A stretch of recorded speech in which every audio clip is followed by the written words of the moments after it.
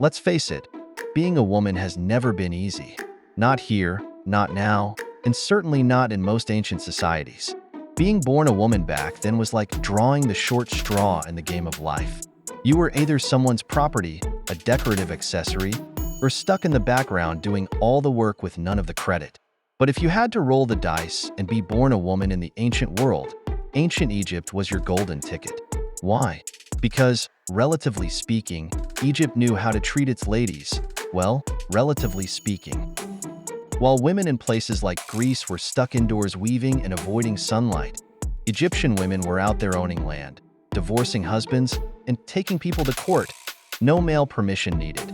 Imagine standing in front of a judge, saying, "Actually, I'm suing you because you ruined my irrigation system," and winning. Egyptian women could inherit property, buy and sell land, and even run businesses. Widowed? No problem. Just take over your husband's estate and keep things rolling. These women weren't liabilities.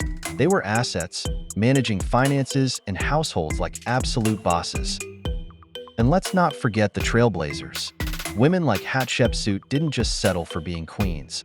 They ruled as pharaohs, building temples, and running the empire as kings in their own right. Cleopatra, the ultimate multitasker, didn't just charm Caesar and Antony. She kept Rome on its toes while keeping her crown firmly in place. Even women like Queen Tai and Nefertari, who didn't hold the throne, wielded serious political influence. Egyptian women didn't just sit on the sidelines. They played the game and often won. The gods seemed to have their backs, too. Isis, Hathor, and Batet weren't just pretty faces in a pantheon. They represented power, protection, and motherhood. Women held positions as priestesses and temple overseers, running spiritual life and holding sway over communities. Religion in Egypt didn't just tolerate women, it revered them. Talk about divine feminism. Even in art, women weren't hidden behind the men or relegated to the holding a fruit basket role. They were shown as equals, standing alongside their husbands in life and in death.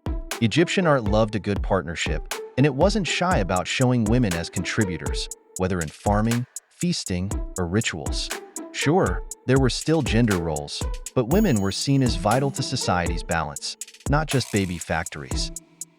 Of course, Egypt wasn't a feminist utopia, but compared to the rest of the ancient world, in Greece, you were stuck at home, barred from politics, and your biggest achievement was being a good wife, whatever that meant. Rome? Sure, you could whisper some advice into your husband's ear, but legal rights? Not for you, darling. And let's not even start with China, where Confucius basically said, "Women, stay in your lane, or else." In Egypt, it was practically paradise. Women had autonomy, respect, and opportunities unheard of elsewhere.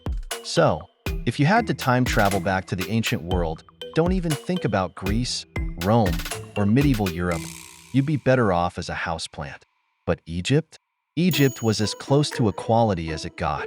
So, pack your kohl eyeliner and papyrus scrolls, because this was the place to live your best ancient life.